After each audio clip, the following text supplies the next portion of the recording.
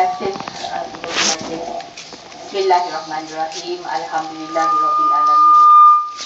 Wassalatu wassalamu ala asrofil anbiya'i wal mursalin wa ala alihi wa sahbihi ajma'in. Assalamualaikum warahmatullahi taala wabarakatuh. Apa khabar semua? Saudara pengurusi majlis yang dikasihi tuan rumah, Mak Anda Yang, tuan rumah ya.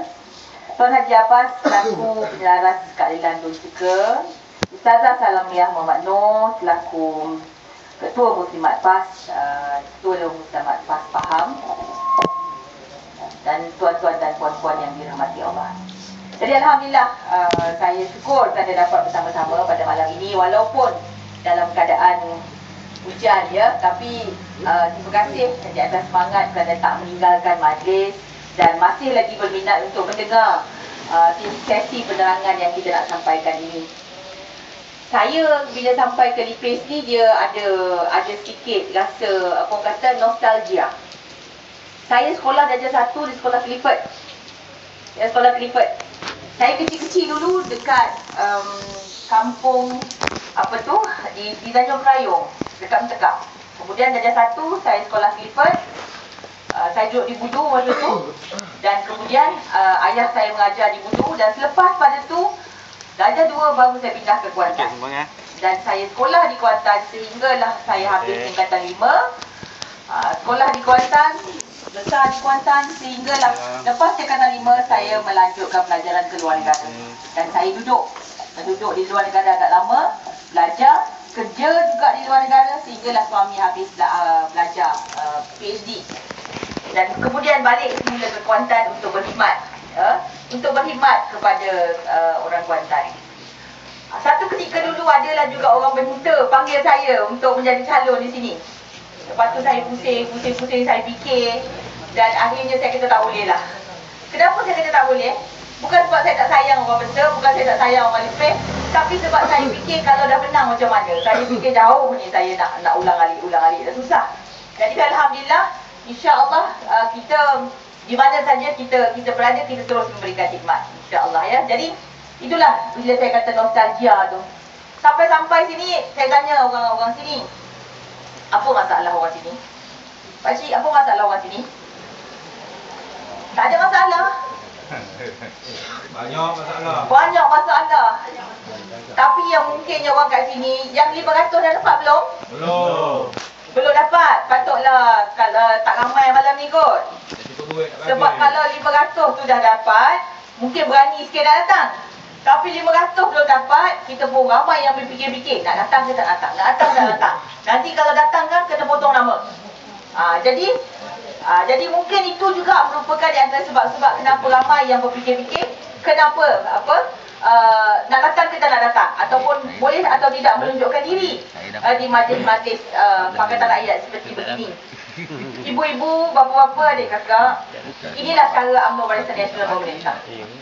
5 tahun dia lupa pada kita, tapi apabila dia perlukan sokongan kita, dia ingat pada kita.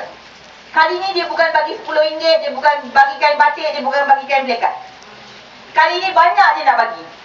Dia nak bagi RM500 kepada keluarga yang pendapatannya di bawah RM3,000 satu keluarga. Ini ialah lebih kurang 60% daripada rakyat Malaysia. 60% daripada rakyat Malaysia pendapatannya di bawah RM3,000 ya, pendapatan isi rumah satu keluarga. Dan kebanyakannya ialah orang Melayu.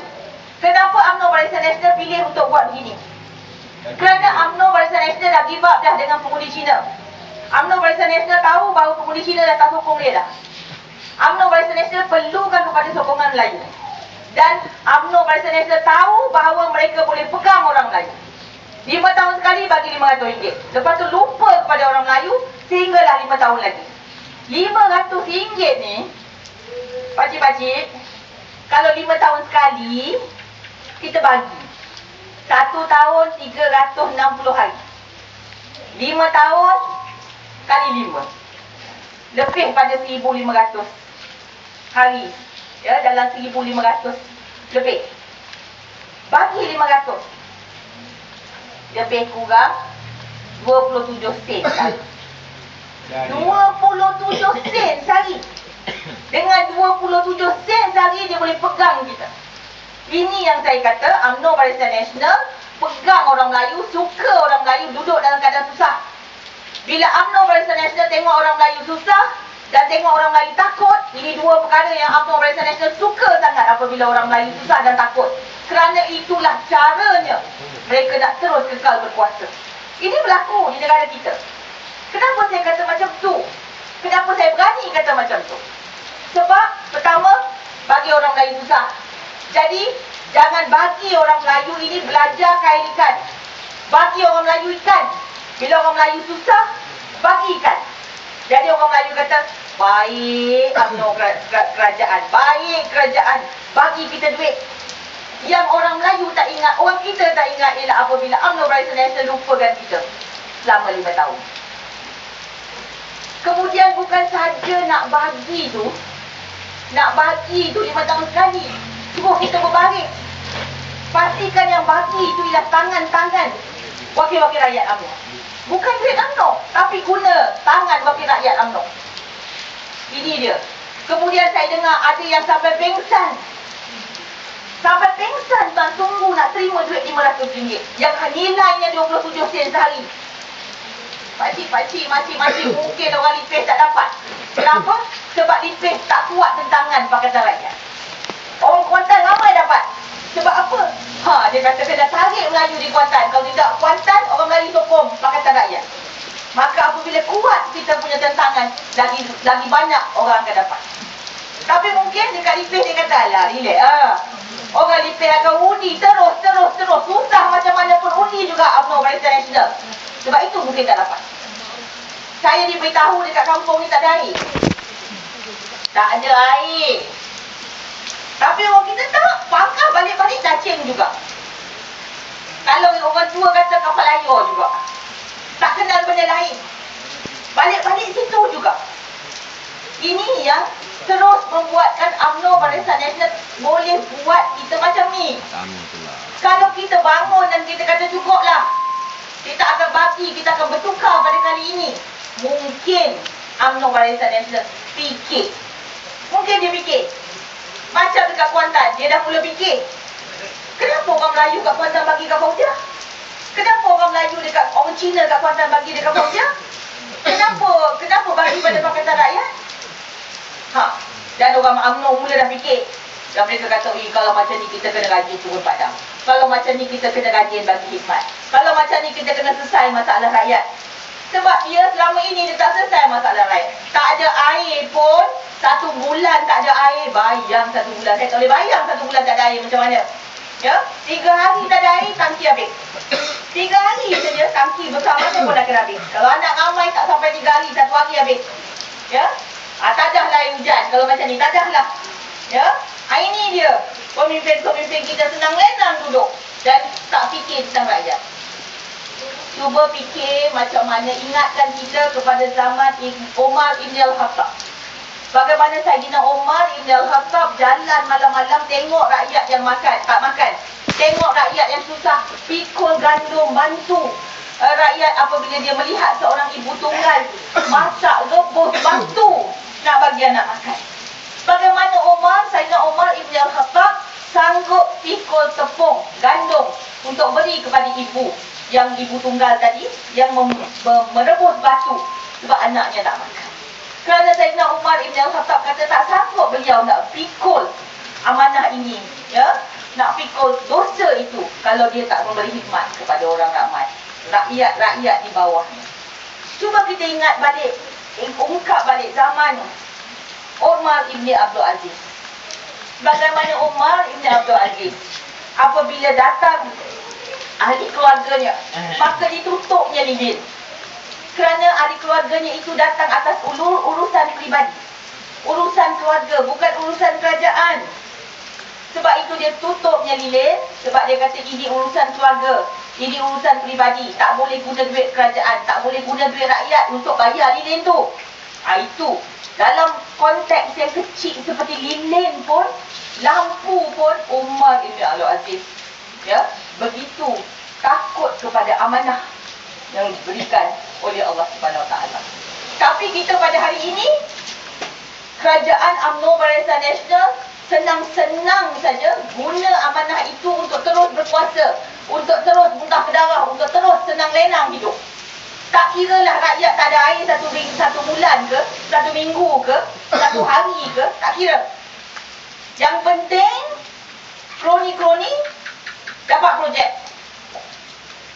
Saya nak cerita sikit macam mana kita di Pahang berbanding dengan di Selangor, di Kedah, di Kelantan, di Pulau Pinang, macam mana kerajaan Pakatan Rakyat. Kalau di Kelantan, orang-orang Tionghoa suka berniaga di Kelantan. Sebab dia kata, tak ada rasuah. Atas meja, bawah meja tak ada. Berbanding dengan tempat lain, berbanding dengan Pahang mungkin. Kalau di Kelantan, atas meja itulah, kalau itu yurannya itulah yang perlu dibayar. Tapi kalau di tempat lain, banyak sangat kos-kos yang tak nampak. Ya, banyak sangat komisen 10%, 30% sana sini. Susah nak berniaga. Orang suka. Orang bukan Islam pun suka. Ya, berniaga berurusan di Kelantan. Saya nak cerita Kedah. Semasa Pakatan Rakyat memerintah, berbanding dengan Barisan Nasional memerintah, Kedah ada balak. Tak banyak macam Pahang, tapi ada balak. Dulu sewaktu Barisan Nasional memerintah, 1 ekar balak, 1 ekar balak premium kepada kerajaan negeri ialah RM1,000. RM1,000 pakcik, 1 ekar balak kerajaan negeri dapat. Ini bawah pentadbiran Barisan Nasional. Tetapi apabila kita ambil alih, Pakatan Rakyat ambil alih, 1 ekar balak premium kepada kerajaan negeri ialah RM19,000. 19 kali ganda daripada hasil balak saja. Ini kita pun pelik. Macam mana boleh jadi macam ni? Dulu RM1,000, sekarang RM19,000.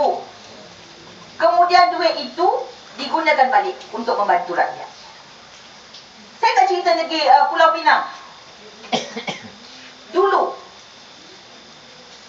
sebab tu di bawah kerajaan Barisan Nasional, di bawah kerajaan gerakan pimpinan Kusukut, ketua menterinya, kerajaan Pulau Pinang berhutang dengan kerajaan pusat RM630 juta. RM630 juta. Akan tetapi, selepas 3 tahun setengah, sekarang dah dekat 4 tahun ya, selepas 3 tahun setengah, kerajaan Pulau Pinang membayar balik kepada kerajaan pusat. Banyak mana agaknya? 630 juta. Bayar balik. Bukan 1 juta. Bukan 10 juta. Bukan 30 juta. Bukan 60 juta, tuan-tuan. Kerajaan Pulau Pinang bayar balik 600 juta kepada kerajaan pusat. Tinggal 30 juta aja sekarang. Lepas 3 tahun setengah saja kita memerintah. Tak perlu lama. Dan bukan itu saja. Kerajaan Pulau Pinang beri 64 juta untuk membangunkan sekolah agama, untuk besarkan tanah perkuburan, untuk beri bonus kepada guru-guru kafah, naikkan gaji guru-guru kafah. Ini Lim Guan Eng, ketua menterinya bukan orang Islam, tapi beri banyak 64 juta untuk besarkan kubur, untuk beri tambah gaji guru-guru kafah dan sebagainya. Kenapa Lim Guan Eng buat macam tu? Sebab Lim Guan Eng kata guru-guru agama ni, dia mengajar supaya anak murid dia takut kepada buat dosa. Jadi dia kata apabila anak murid ini, anak-anak masyarakat ini takut untuk buat dosa, maka masalah sosial itu akan berkurangan. Kalau masalah sosial berkurangan, maka negeri itu akan bertambah makmur. Orang takut nak mencuri, orang takut nak menipu, orang takut nak rasuah. Sebab orang takut, orang ada agama dan orang takut kepada Allah. Maka dia kata, bagus kita bagi kepada guru-guru kafah ini gaji yang tinggi. Ya, kita tambahkan gaji dia supaya guru-guru ini bersemangat untuk mengajar, dan dengan itu anak-anak muridnya dapat pendidikan lebih baik. Ini di bawah Pakatan Rakyat. Tetapi apa yang berlaku di Pahang? Sebelum saya cerita Pahang lah, saya cerita Selangor pula. Apa yang berlaku di Selangor? Apa yang berlaku di Selangor dulu, pasir. Ya, pasir diuruskan oleh kerajaan negeri. Apabila pasir diuruskan oleh kerajaan negeri ambil premium daripada pasir. Maksudnya kerajaan negeri bagi kepada syarikat-syarikat, dan syarikat yang dapat konsesi itu beri kepada kerajaan negeri, dan kutipan daripada kerajaan negeri tak lebih daripada 6 juta ringgit setahun. Sewaktu Barisan Nasional memerintah, tak lebih daripada 6 juta ringgit setahun. Itu hasil pasir saja. Tetapi sekarang di bawah kerajaan Pakatan Rakyat, apa yang berlaku ialah pasir itu diuruskan oleh kerajaan negeri. Anak syarikat ditubuh di bawah pejabat menteri besar. Diurus oleh kerajaan negeri sendiri. Tak ada orang tengah. Tak ada syarikat kroni yang dapat untung. Kerajaan negeri sendiri urus. Dan apa yang kita lihat berlaku ialah premium ataupun keuntungan, ya, keuntungan untuk kerajaan negeri ataupun untuk negeri itu berlipat kali ganda. Berlipat kali ganda. Dan pada tahun yang pertama kita terus dapat 17 juta ringgit setahun. Tahun yang pertama saja. Dan dalam pertengahan tahun lepas, saya dimaklumkan bahawa jumlah keseluruhan yang kita dah kutip daripada awal kita memerintah ialah 60 juta ringgit daripada hasil pasir sahaja. Tengok macam mana kita mengurus takbir kerajaan negeri. Apabila diserahkan amanah kepada orang yang takut kepada amanah itu, pada orang yang fikir prihatin kepada rakyat, letakkan kepentingan rakyat, maka dia jadi lain. Di Selangor, 60 juta itu diketepikan, 50 juta diambil dan diberikan dalam bentuk microkredit. Microkredit ini ialah pinjaman berjumlah yang kecil dalam RM5,000, di mana jumlah RM5,000 itu diberikan kepada peniaga-peniaga dan usahawan-usahawan. Kalau ada makcik yang jual nasi lemak, pendapatan dia katakanlah RM20 sehari bersih. Dengan penambahan modal RM5,000 itu, mungkin dia boleh buka lagi satu warung ataupun lagi 2 warung. Dia tambah modal, dia gaji pekerja, ya, dan dia beli alat yang lebih banyak, menaikkan pendapatan dia kepada RM50-60 sehari kalau dia ada 3 warung. Di situ, makcik yang dulunya dapat RM60 sebulan, RM20 sehari, RM600 sebulan, dinaikkan pendapatan 3 kali ganda, ya, sehingga pendapatannya menjangkau kepada RM1,000 lebih sebulan. Maksudnya, makcik ini bukan diberi ikan. Makcik ini diberi kail untuk menangkap ikan. Dengan jumlah hasil bumi, ya, hasil daripada bumi, pasir tadi, boleh digunakan untuk membantu seluruh rakyat Selangor. 50 juta, RM5,000 sekali pinjam. Kenapa kita buat polisi yang begini? Kenapa kita buat dasar yang begini? Kerana kita tahu bahawa dasar bagi ikan bukan membantu rakyat sebenarnya. RM500 5 tahun sekali. Bila tahun nak mengundi, bagi RM500 sana, bagi RM100 sini, bagi kepada budak sekolah, bagi kepada veteran, ya, bagi kepada orang miskin. Ya Allah, bankrupt negara macam ni. Boleh bankrupt negara. Satu tindakan yang cukup tidak bertanggungjawab. Saya duduk dalam Dewan, dengar Perdana Menteri baca bajet. Saya kata ini bajet Santa Claus. Dia ingat bapak dia punya duit ke? Ya, ini bukan bapak dia punya duit. Ini duit rakyat yang mesti diurus takbir dengan betul. Yang amanah yang harus dikembalikan, diserah kepada rakyat. Bukan cara macam tu. Macam memang nada suara saya macam bunyi orang marah. Memang marah. Kerana duit itu duit rakyat, bukan duit bapak dia. Dan harus diurus takbir dengan betul. Apa maksud 5 tahun sekali tu? Kalau bukan untuk membeli undi. Kesan dia tak panjang. Tapi kalau bajet itu digunakan untuk meningkatkan pendapatan isi rumah macam yang saya cakap tadi, kesan dia jangka masa panjang. Pahang, tuan-tuan dan puan-puan, berhutang bukan 600 juta macam Penang. Pahang berhutang sekarang ni dah lebih 2 bilion kepada kerajaan pusat. Lebih 2 bilion ringgit kepada kerajaan pusat. Bajet negeri Pahang defisit selama 14 tahun. Tiap-tiap tahun duit negeri Pahang tak cukup. Pahang terpaksa berhutang dengan kerajaan pusat. Air tak ada. Apa hal air tak ada? Kita bekalkan air ke negeri Selangor. Pahang jual air ke negeri Selangor. Selangor bagi air percuma kepada rakyat. Lepas tu rakyat kita sendiri tak ada air. Tak lama lagi diswastakan. Paip bocor, babi. Paip bocor. Ya betul. Paip bocor. Saya tahu. Pengarah JBA Pahang itu kawan saya masa sekolah tu. Paip bocor banyak. Tetapi duit bukan tak ada. Duit ada. Okey. Kalau kita guna duit jual air saja untuk kembalikan semula untuk repair paip. Ya, kita boleh selamatkan kerugian-kerugian di situ. Tetapi sekarang ini JBA akan diswastakan. Siaplah pakcik-pakcik, makcik-makcik. Siaplah. Naik lagi besok harga air.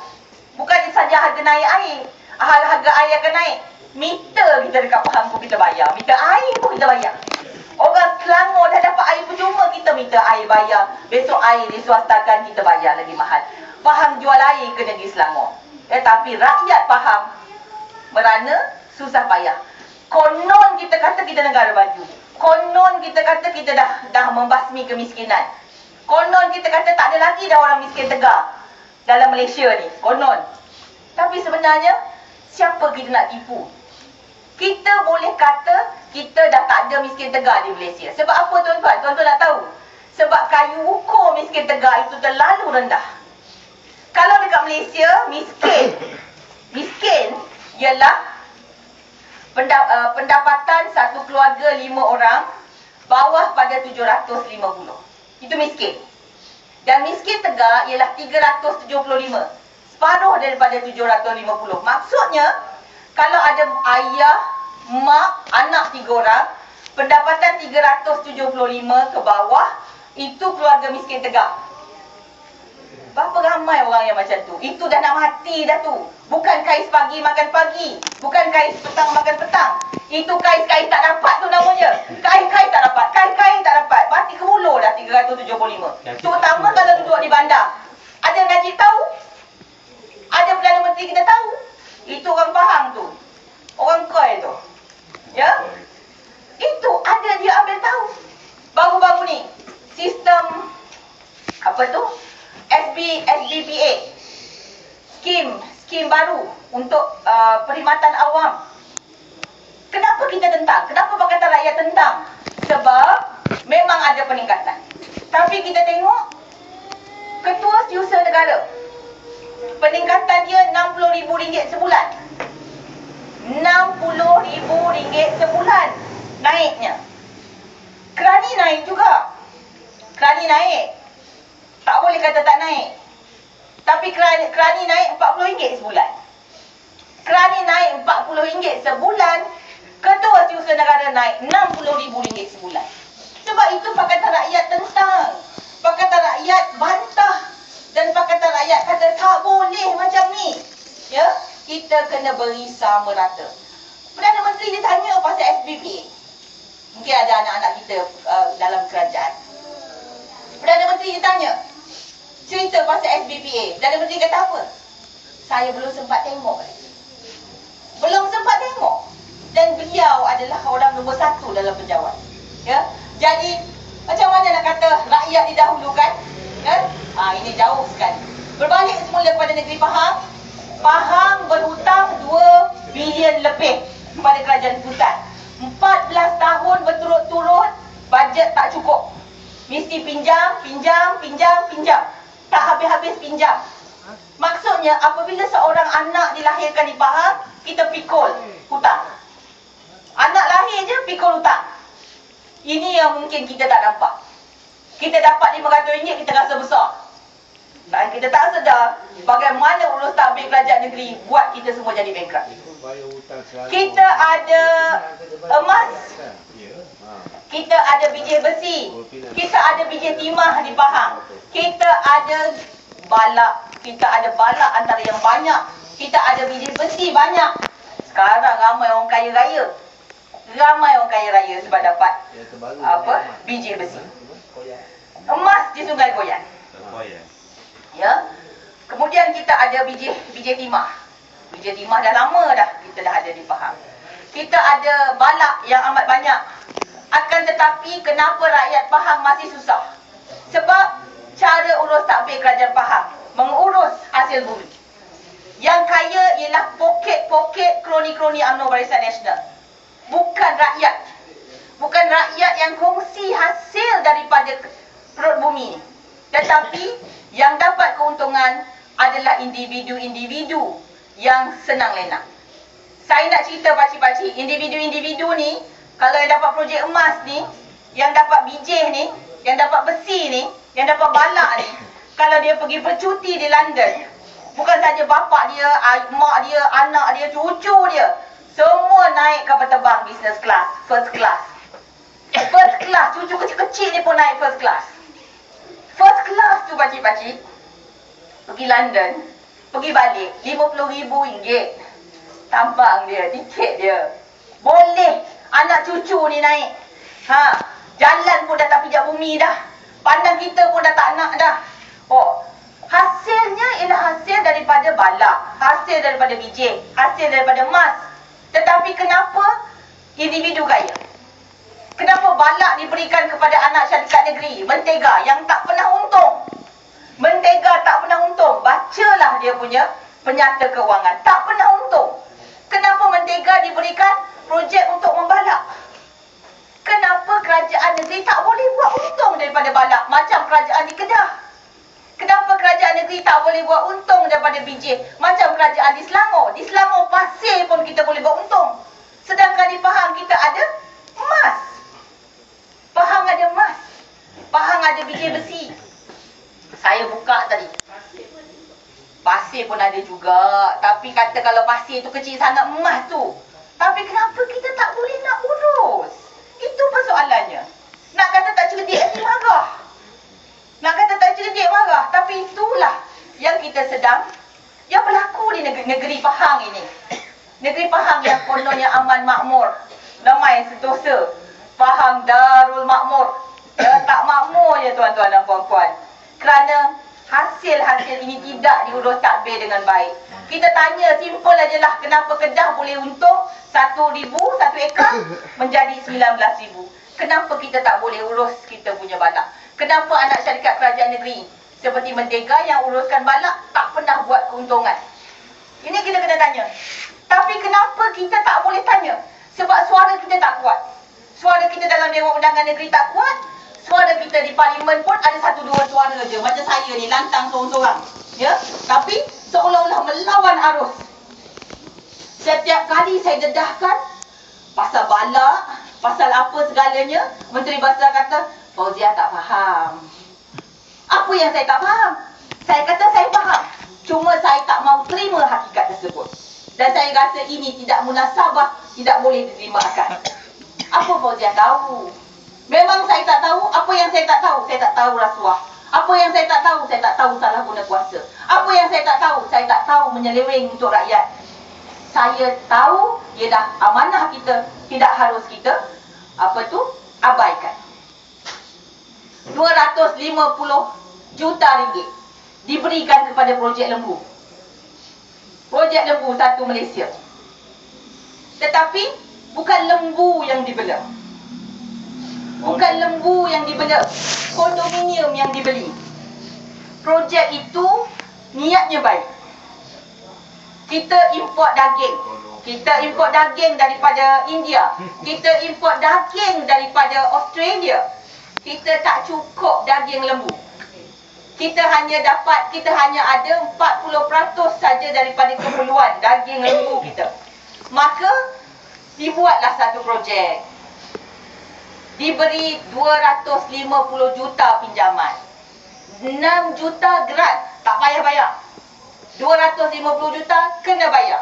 Tetapi kalau kita pinjam kereta kerajaan, loan kerajaan, interest dia 4%. Dalam projek lembu ni, interest dia 2% saja. 2% je makcik. Kita beli kereta dengan loan kerajaan pun 4% je punya interest. Ini 2% saja. Dahlah begitu. Orang yang diberikan itu pula bukan mempunyai kepakaran bela lembu. Tak apalah, kita kata dia tak ada kepakaran. Dia beri pula kepada anak dia gaji 40,000 seorang sebulan. Anak nombor 2 gaji 30,000 sebulan. Suaminya gaji 100,000 sebulan. 100,000 sebulan.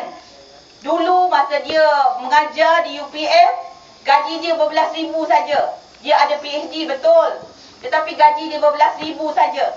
Sekarang gaji 100,000 sebab dapat projek tersebut. Tetapi bukan lembu yang dibela. 5,000 ekar digemas. 5,000 ekar digemas. Diserahkan untuk bela lembu. Tapi lembu yang harus dibela tidak dibela. Akan tetapi kondominium dibeli di Bangsa, kondominium dibeli di Singapura, tanah dibeli di Putrajaya. Kenapa jadi macam ni? Ini duit rakyat. Dia jangan ingat bila kita bagi pinjam, ni rakyat bagi pinjam tau. Duit rakyat.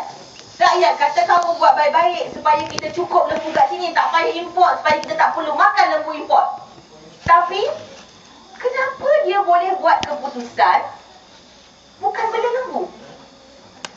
Jawapan dia yang dia berikan ialah dia kata tak cukup tempat nak sembelih lembu. Kalau tak cukup tempat nak sembelih, tak boleh ke kita cari tempat lain? Sembelih boleh. Cari orang sembelih pun ramai nak pergi tolong sembelih. Pergi ke kemas tu tolong sembelih pun ramai. Tapi alasan tidak masuk akal dan tidak munasabah. Boleh dibina pun dengan duit 250 juta tu. Boleh dibina pun tempat persembelihan yang besar. Akan tetapi lembu tetap tidak dibela. Dan kalau dah salah tu, dah silap tu, yang lebih saya takut apabila saya baca kenyataan anak kepada Datuk Syarikat Jalil. Anak dia yang menjadi pengurus kepada syarikat lembu ni. Dia kata apa? Dia kata tak salah duit itu digunakan untuk beli hartanah. Ini lagi menakutkan tuan-tuan. Satu ialah tak reti urus takbir. Kedua ialah apabila ada breach of trust ataupun pecah amanah. Satu tadi saya kata tak ada pengalaman nak mengurus. Awak muda, awak tak ada pengalaman dapat gaji besar. Itu duit yang rakyat amanahkan. Kedua, apabila dia kata tak salah beli hartanah. Ini masalah lebih besar. Dia tak sedar bahawa dia beli hartanah itu merupakan pecah amanah. Duit itu untuk bela lembu, bukan untuk beli hartanah. Dia kata beli hartanah ini boleh kita sewakan. Hei, rakyat bagi awak duit bela lembu lah, supaya rakyat tak perlu lagi import lembu, makan lembu import. Rakyat bagi duit itu supaya bela lembu, bukan untuk beli kondo, bukan untuk beli Mercedes, bukan untuk pergi luar negara. Ini yang pemimpin kita lupa ataupun tak mahu nak faham, ataupun sudah lama sangat berkuasa, tak faham, tak sedar apa maksud pecah amanah. Ini bukan perkara kecil pakcik, 250 juta banyak. Kalau betulkan pipe bawah tanah, pipe air ni pun dah boleh bantu kita dekat sini dapat air. Ya, tetapi duit itu disalurkan untuk membantu kroni-kroni.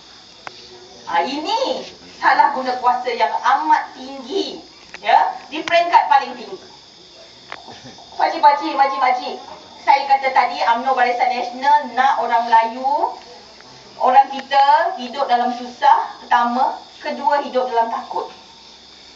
Kerana apabila orang-orang kita hidup dalam susah, maka kita rasa bahawa bila dia tolong kita sekali, hebatnya, baiknya, prihatinnya. Dia nak kita fikir macam tu. Dia nak kita terikat macam tu. Pertama, dia bagi kita susah. Kedua, dia bagi kita takut. Dia bagi kita benci. Dia putar belitkan fakta dalam TV. Dia kontrol media. Dia kontrol SPR. Dia kontrol segala-galanya. Itu rahsia dia kekal berkuasa selama 54 tahun. Dia bagi kita takut dan benci kepada sesama kita. Orang Melayu benci kepada orang bukan Melayu.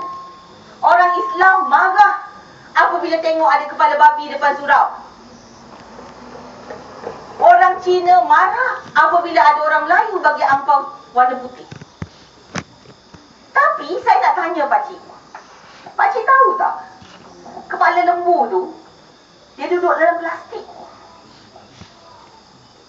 Kalau orang bukan Islam, dia tak geli pegang kepala lembu. Bukan kepala lembu, kepala babi. Kepala babi letak dekat depan masjid. Kepala babi letak dekat depan masjid, biar orang Islam marah kepada orang bukan Islam. Itu tujuan dia. Tapi kalau orang bukan Islam yang letak kepala babi tu, dia tak geli pegang. Dia tak letak dalam plastik. Pakcik tahu dia letak dalam plastik kat depan masjid tu. Apa maksud dia tu? Maksudnya bukan orang bukan Islam tu. Maksudnya orang, nak kata Islam tak tahulah. Orang Melayu. Orang Melayu UMNO tu. Jangan cakap orang Melayu, buat malu kita je. Orang Melayu UMNO. Orang Melayu UMNO yang mahu orang Islam rasa marah kepada orang bukan Islam. Kononnya tak sensitif kepada orang Islam. Tapi, dia geli nak pegang. Dia masuk dalam plastik, letak depan masjid. Ingat orang bodoh ke? Tak sama dengan tahun 1969. Tahun 1969, waktu curfew 13 Mei, kita tak ada internet. Kita tak ada anak-anak yang kerja di luar. Kita tak ada anak-anak yang boleh buka internet, bagi tahu kita cerita. Kita tak ada kebebasan media dalam internet. Dulu kita tengok dengar radio. Saya ingat masa tu saya kecil-kecil lagi dekat Kuantan. Hari-hari dengar macam mana orang Melayu bunuh orang Cina, macam mana orang Cina bunuh orang Melayu, macam mana ada tension di antara kaum. Itulah kerajaan nak buat. Kita rasa takut, kita rasa susah supaya mereka boleh terus tekan kita dan kekal berkuasa. Saya tak kisahlah kalau ada FB ambil rakaman. Ini adalah hakikat kebenaran. Ya? Kenapa UMNO Barisan Nasional takut sangat? Sebab kuasa mereka sekarang di hujung tanduk sekarang ni. Di hujung tanduk dah. Putrajaya tu dah dekat sangat nak jatuh dah. 100 lagi. Dia dah keadaan 50-50. Dah goyang dah dia dekat telur dekat hujung tanduk tu. Dan dia cukup takut hilang kuasa. Bukan sebab dia takut hilang kuasa. Sebab dia takut hilang projek. Orang UMNO ni lupa kalau hilang projek. Sebab pemikiran dia ialah hidup dia hari demi hari.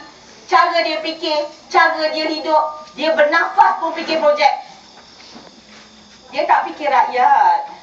Dia tak pernah fikir rakyat ni, kenapa tak ada air ni? Macam mana nak selesai masalah ni? Ya, apa kita boleh buat ni? Berapa banyak kita nak ganti pipe ni? Berapa kita nak perlukan untuk ganti pipe? Apa yang kita perlu buat? Tak ada. Lepas tu, apa lagi masalah saya tanya? Tak ada rumah murah. Tak ada rumah. Orang miskin tak ada rumah. Saya kata satu faham tak ada. Saya baca bajet, saya tengok satu faham tak ada. Ada peruntukan untuk rumah murah. Ada peruntukan untuk PPRT. Tetapi semua pergi ke Pekan. Dekat Kuantan pun tak ada. Satu faham tak ada. Dekat Pekan tu, sikit je dapat rumah PPRT.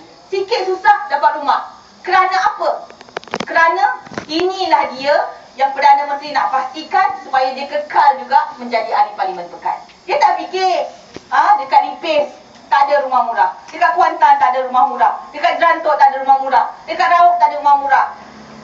Orang-orang miskin, orang-orang susah duduk dalam keadaan rumah yang kadang-kadang kalau saya tengok pun tak ada tempat yang dia nak berteduh kalau hari hujan.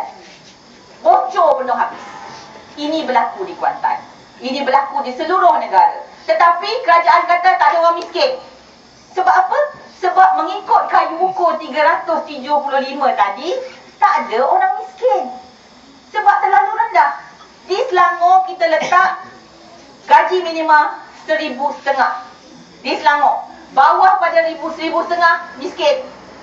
Tapi seluruh negara 750 dan miskin tegar 375. Nampak? Jadi dia cuba nak tipu rakyat, tapi sebenarnya kita tipu diri kita sendiri. Kita beritahu kepada dunia kita basmikan kemiskinan tegar, tapi pergi ke bawah-bawah kita akan jumpa orang-orang miskin. Kita kata kita negara maju, tapi kita tak ada air. Ini tuan-tuan. Sebab itulah kenapa saya bercerita semua ini. Sebab semua ini perlu kita sampaikan kepada rakyat. Semua ini perlu kita bagi tahu supaya orang faham bahawa cara negara kita, negeri Pahang diurus tak habis bukan mengikut cara urus takbir yang terbaik. Jadi harus kita sedarkan dan harus kita berani bangkit untuk bawa perubahan. Beri peluang kepada Pakatan Rakyat. Walaupun 5 tahun. Kalau 5 tahun kita tak buat, tukar balik. Kita tak rugi apa-apa. 54 tahun kita dah cukup susah. Kita dah cukup susah, pakcik. Kalau ganti Pakatan Rakyat 5 tahun tak ada air juga, yang 5 tahun tak naik juga taraf hidup kita, tak selesai juga masalah, berhutang juga, duit bersih, duit biji, duit emas tak bagi juga kepada rakyat, maka bolehlah kita soal balik dan bolehlah kita tukar balik. Sebab itulah saya pohon sangat, saya minta sangat. Ya, orang Cina cakap pada saya, mereka dah cukup muak dengan UMNO Barisan Nasional. Mereka nak ubah dah kali ni. Nak ubah dah, mereka kata. Tapi dia cakap sama saya, bagi tahu juga kepada orang Melayu, dia kata. Orang Melayu ni susah sikit. Sebab apa orang Melayu susah? Sebab orang Melayu takut dan dalam keadaan susah. Bila kita takut dan kita miskin, kita senang ditekan. Kita senang diugut. Kita senang ditipu helah. Mereka kawal media. Mereka tipu dalam media. Mereka kata Anwar Ibrahim sokong Israel. Hari-hari cerita dalam media, Anwar Ibrahim sokong Israel. Sebab dia tahu orang Islam marah apabila dengar cerita macam tu. Tetapi apa yang saya nak cerita, apa sebenarnya Anwar Ibrahim cakap? Anwar Ibrahim cakap, kita hormat kerajaan Israel sekiranya Israel hormat hak orang Palestin. Dia tak cakap habis. Anwar kata, hormat hak orang Palestin. Hormat hak orang Palestin untuk hidup. Jangan attack orang Palestin. Jangan bom orang Palestin. Bagi peluang anak mereka untuk ke sekolah. Bagi peluang anak mereka untuk membesar dengan aman. Hormat hak orang Palestin, maka orang Palestin juga akan hormat hak orang Israel. Pendirian ini adalah pendirian Hamas. Sama dengan pendirian Hamas. Pendirian ini adalah pendirian bangsa-bangsa bersatu juga. Akan tetapi TV3 cerita seolah-olah Anwar hanya mahu lihat Israel terpelihara tanpa menyebut hak orang Palestin. Yang hipokritnya ialah UMNO Barisan Nasional. Tuan-tuan tahu tak, Malaysia ini rakan kongsi dagangan dengan Israel nombor 15. Nombor 15 daripada ke atas ni, negara-negara yang kita berurusan berdagang, Israel jatuh nombor 15. Import dan ekspor ya sebanyak lebih 600 juta euro. Bukan India Malaysia. 600 juta euro kita punya perdagangan dengan Israel. Tapi tuan-tuan, ini hipokritnya pok-pok ni. Pok-pok ni bila ambil separuh, lepas tu ulang-ulang dekat dalam TV3 yang dia kontrol. Dia ingat orang kita bodoh. Dia ingat kita tak baca internet. Dia ingat anak kita tak sekolah. Ya, dia ingat kita tak dapat maklumat selain daripada apa yang mereka dedahkan dalam TV3. Ini yang saya nak sampaikan pada malam ini. Jangan lagi terpedaya. Jangan lagi masuk dalam perangkap tipu helah. Cukuplah. 54 tahun kita hidup macam ni. Kita perlu membawa perubahan. Tadi saya dengar Ustazah cakap, rayu banyak juga. Rayu juga kepada orang-orang di Pahang ini supaya beri peluang. Kita tak rugi. Kita tak rugi dengan membawa perubahan. Kita tak rugi dengan memberi pilihan sekali kepada calon-calon Pakatan Rakyat. Sekurang-kurangnya berilah suara yang lebih kuat dalam Dewan Undangan Negeri. Berilah suara supaya boleh kita persoalkan dalam Dewan Undangan Negeri. Sebab kita tengok di Kuantan, apabila suara kita kuat, orang Kuantan dah sedar. Bila suara lantang, suara kuat, cepat selesai masalah. Yang selama ini, apabila selepas saya jadi ahli parlimen, masalah 30 tahun, masalah 20 tahun, masalah 16 tahun, semua dah selesai. Lepas tu dia orang cakap dengan saya, kenapalah sebelum ni tak selesai? Kenapalah sebelum ni tak selesai, sekarang baru selesai? Saya kata sebelum ni, you tak undi saya, you tak beri saya peluang. Bukan saya hebat sangat, cuma tak beri saya peluang. Kalau beri saya peluang, insya-Allah saya cuba yang terbaik. Jadi dia kata menyesal tak bagi peluang awal-awal. Ya, masalah 20 tahun selesai, masalah 30 tahun selesai, masalah 16 tahun selesai. Banjir kilat yang 20 tahun tak selesai-selesai pun kita selesaikan. Dalam masa 3 minggu je kita selesai. Sebab pemikiran wakil-wakil rakyat sebelum ini bukan untuk memberi khidmat kepada rakyat. Pemikiran wakil rakyat bukan untuk membela rakyat. Bukan untuk fikir macam mana nak urus tabir dengan lebih baik. Tapi pemikiran wakil rakyat ialah apabila jadi wakil rakyat, nak kau harta. Apabila jadi wakil rakyat, banyak macam mana projek nak dapat. Jangan jadi wakil rakyat lah, jadi ahli majlis pun dah fikir projek dah. Jadi ahli majlis dah fikir projek parking lah, projek gerai lah, projek besarkan longkang lah. Tu semua ahli majlis dah kaut dulu. Belum lagi jadi wakil rakyat. Bila jadi ketua bahagian UMNO pun dah fikir lombong besi mana, lombong bijih mana, balak lot mana, gunung mana lagi nak tarah, bukit mana nak tarah. Itu yang fikir. Bukan fikir macam mana nak selesai masalah rakyat. Sebab itu masalah itu bertimbun-timbun. Pada mula-mula saya menang dulu, kalau saya buka aja kaunter-kaunter pusat khidmat dekat pasar malam, dekat pasar tani, berderet-deret aduan. Tak habis-habis aduan. Sekarang ni alhamdulillah, kalau saya masuk pasar tani, masuk pasar malam, tak banyak masalah urusan-urusan harian. Masalah besar-besar je timbul. Masalah anak kena kidnap, masalah orang gila keluar pada hospital, macam-macam masalah yang dah pelik-pelik yang datang kepada saya. Alhamdulillah, masalah-masalah harian itu kita boleh selesai. Kadang-kadang kalau orang telefon saya dekat Kuantan tu, tak ada air, paip pecah, saya telefon pengarah dan saya tanya bila boleh selesai. Wadi, kejap, kita selesai. Selesai, 3 jam. 3 jam saya kata, you tak tidur, you selesaikan. Selesai, alhamdulillah, setakat ni. Suara mesti kuat. Suara mesti suara rakyat. Suara mewakili rakyat. Sebab itulah insya-Allah, berilah kita peluang di Don Ceka, di Don Benter, di Parlimen Lipis ya. Don lagi satu apa? Padang Tengku. Kita minta sangat, kita rayu sangat beri peluang ya. Supaya kalau kita dapat wakil rakyat yang benar-benar membela rakyat, insya-Allah ya, kita beri khidmat yang terbaik. Kalau tidak, tuan-tuan tukar balik. Tuan-tuan ingat saya cakap ni, kalau 5 tahun calon-calon Pakatan Rakyat ni tak buat kerja, tak beri khidmat, tak apa, tuan-tuan tukar balik ya. Itu saya sanggup beri jaminan, insya-Allah ya. Tukar balik tak apa. Kita pun dalam Pakatan Rakyat tak nak pemimpin-pemimpin yang tak buat kerja ya, yang tak beri khidmat, yang tak serius laksanakan amanah yang diberikan oleh rakyat.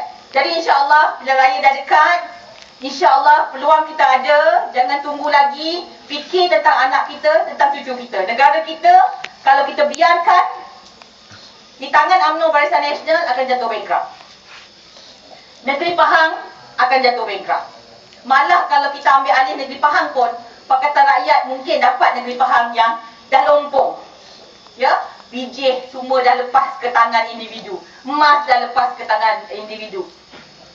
Balak juga begitu. Ya, dah lompong. Tapi tak apa. Sekurang-kurang beri kita peluang. Kalau kita boleh pulihkan, kita pulihkan insya-Allah. Tapi yang paling penting, kita nak buat sesuatu untuk bawa perubahan. Dan semoga tuan-tuan dan puan-puan, saya tak takut mengatakan di sini bahawa insya-Allah apabila kita sampai ke Putrajaya nanti, semoga Allah Subhanahu Wa Taala beri kita kekuatan untuk membawa perubahan seperti yang kita katakan selama ini. Semoga Allah Subhanahu Wa Taala berikan kita kekuatan untuk membawa islah seperti yang kita katakan. Dan insya-Allah semoga Allah redha di atas segala usaha kita. Semoga Allah beri kekuatan kepada tuan-tuan dan puan-puan, kepada saya, kepada kita semua untuk melakukan yang terbaik demi agama, bangsa, negara insya-Allah. Sekian, wassalamualaikum warahmatullahi taala wabarakatuh. Takbir. Allahu Akbar.